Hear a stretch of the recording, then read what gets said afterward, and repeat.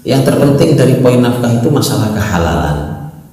Itulah kenapa saya katakan oleh sebenarnya bahwa jangan membawa rezeki pulang ke rumah disuapkan ke istri anak kita, rezeki yang syubhat apalagi yang haram. Tidak perlu kita ada rezeki itu.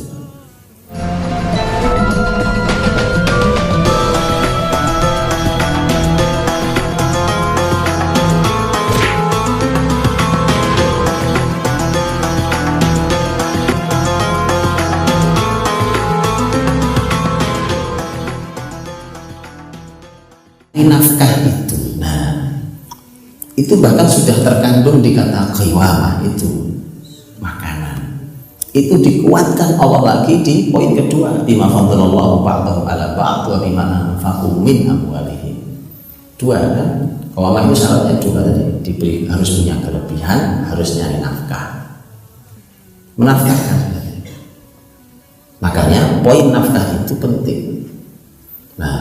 Yang terpenting dari poin nafkah itu masalah kehalalan.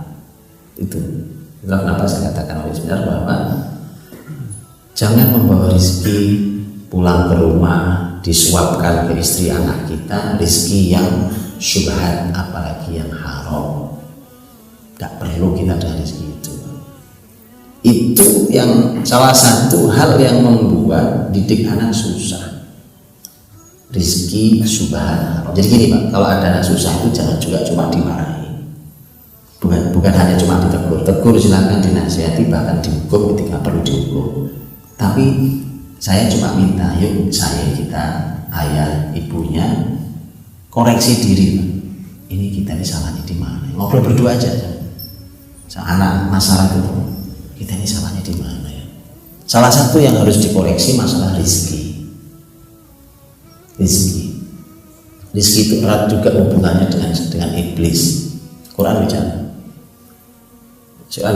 tentang masalah rizki itu tidak dalam satu ayat. Asy-syaitanu ya'idukumul faqr. Syaitan itu menakut-nakuti kalian dengan kemiskinan. Urusan rizki itu ikut campur dia. Urusan makan juga demikian. Jadi kita diperintah hanya untuk mengambil yang halalan thayyibah. Wala tattabi'u khutuwatis syaitan. Jangan ikuti langkah-langkah syaitan. Innahu lakum aduwwun mubin. Innama ya'murukum bis-su'i wal fahsya wa an taqulu 'ala Allahi ma la ta'lamun. Syaitan, iblis itu ikut campur di dalam urusan rezeki itu. Kalau rezekinya haram syubhat, iblis masuk di generasi ini. Ya, apalagi kalau ada orang yang rezeki kayak orang kesurupan, udah temannya iblis memang kayak orang kesurupan rezeki. Bicara riba saja, bicara riba kan bicara kesurupan ya Pak, betul ya? Alladzina ya'kuluna riba apa aja? La yaqumuna illa kama yaqumul ladzi yatakhabbathu asy-syaitanu minal mas. Di hari akhir gitu, di hari akhir. Itu kayak orang kesurupan riba itu. Makanya ekonomi riba ini ekonomi kesurupan. Antum tahu orang kesurupan kan? Itu udah nggak ada kendali, sana sini ngomong senacok-nacoknya apa, mau atur, nampar sana nampar sini. Persis yang lihat ekonomi riba hari ini. Ekonomi kesurupan. Jadi sudah, ayo bismillah. Kalau yang masih rezekinya meragukan syubhat, apalagi jelas haram, pindah. Gak ada gunanya. Banyak gak barokah itu gak ada gunanya. Gak ada gunanya. Masya Allah, barokah itu menentukan. Rasulullah SAW itu minta barokah berulang-ulang, doa barokahnya Nabi. Masuk pertama ke Yathrib, Madinah. Yathrib, kota yang tidak layak. Itu doanya barokah semua Pak doanya. Minta barokah. Allahumma barik lana fi madinatina wa barik lana fi muddina wa barik lana fi sa'ina wa barik lana fi thamarina. Dan doa minta barokah. Allahumma ja'al hadhihi Allahumma ja'al hadhihi al-madinah barakatal madinah dhi'fai Makkah. Jadi barokah yang diminta. Barokah nggak mungkin hadir di rezeki yang haram. mendapatkan syubhat. Jadi sudah cukup ya, sudah cukup, nggak usah, nggak perlu risih-risih yang nggak jelas syubhat. Udah, nggak usah nyari dalih, nggak perlu. Ingat anak-anak, ingat generasi kita, itu korban tumbal itu anak-anak kita. Tumbal rezeki haram yang kita ambil dengan egois itu tumbalnya anak-anak kita. Cukupkan dengan yang halal. Makanya banyak berdoa, Allahumma amnina bihalalika an haramik. Ya Allah, cukupkan kami ini dengan yang halal supaya tidak mengambil yang haram. Banyak berdoa, Allahumma inni as'aluka al-huda wat tuqa wal afafa wal ghina. Minta dicukupi Allah Subhanahu wa taala. Nah, Bapak Ibu, jadi karena ini tugas laki-laki.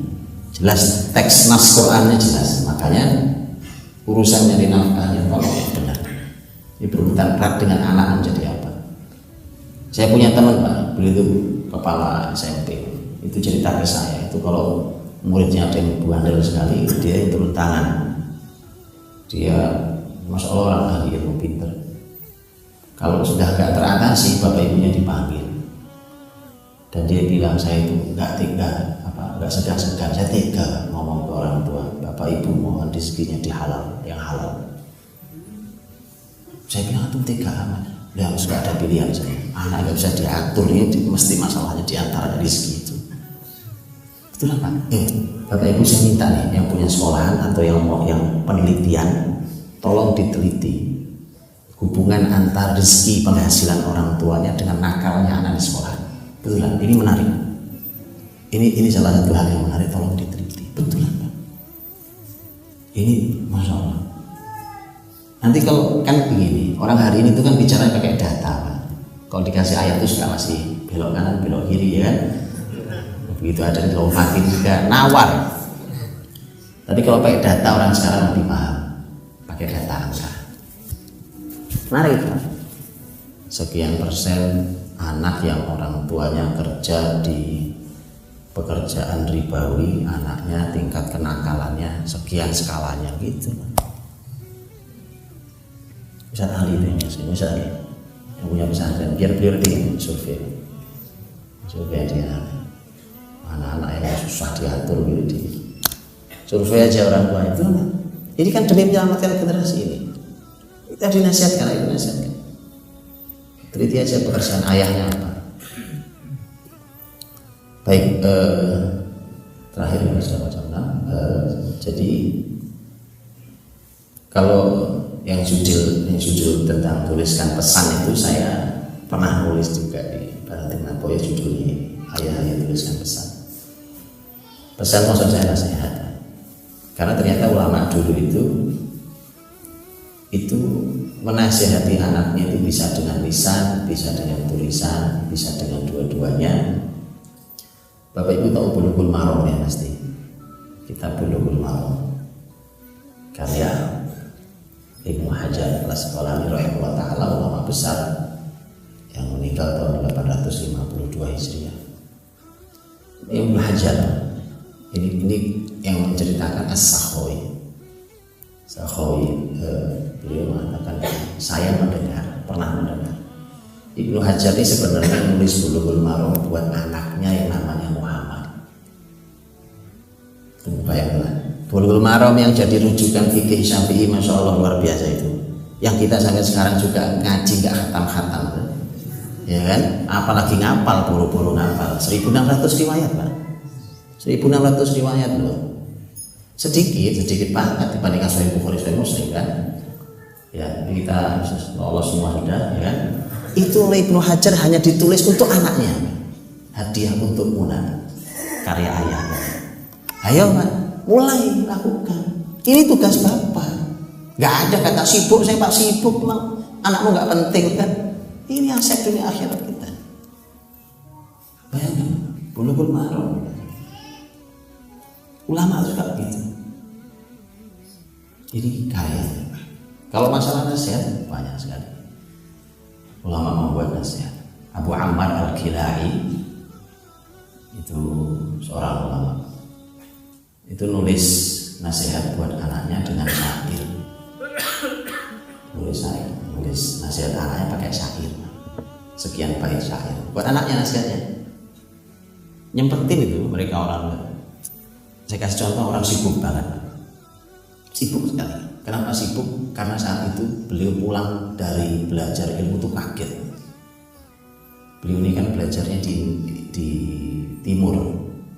Timur itu kan dulu ada istilah Arab Timur, Arab Barat. Arab Timur itu ya maksudnya ya Jazirah Arab, terus negeri Syam, melebar ke Irak, Kufah, Basra, terus Khurasan. Yang barat itu setelah Laut Merah itu ke arah barat, terus sampai masuk ke Andalus, itu namanya Arab Barat, Arab bagian barat. Ini beliau ini belajarnya di bagian di timur, aslinya orang barat, orang Andalus. Belum tahu itu belajar dari Andalus, belajar ke timur, karena waktu itu timur pusat tingginya. Pulang ke negerinya kaget sekali, Masya Allah, ini negeri kok berantakan begini. Wah, coba lo negerinya, beliau dari Andalus, negerinya berantakan, muslimin sedang jatuh di Andalus karena masyarakat yang sudah tidak lagi banyak minat dengan ilmu, para pemimpinnya sudah kepentingan masing-masing. Andalus yang tadinya satu pecah jadi lebih 20 negara. Bayangkan satu negeri pecah jadi 20 lebih. Sudah kacau balau, masing-masing sudah saling perang. Kota ini perang sama kota ini, gitu. Mereka merasa perlu bantuan, yang ini minta ke pasukan Kristen untuk merangi saudaranya Muslim. Jadi ya, begitu tuh sejarah Muslimin itu jadi pelajaran. Yang begitu tuh kalau diulangi ya masalah pasti ada. Yang lucu ada nanti, yang kota A pemimpinnya minta bantuan kepada raja Kristen. Kota B karena merasa ini kok minta bantuan, dia minta bantuan ke raja Kristen yang sama. Coba, apa nggak lucu? Nah itu kan tinggal, wah ini asik ini, ya kan? Tinggal kayak wayang, wah ini asik.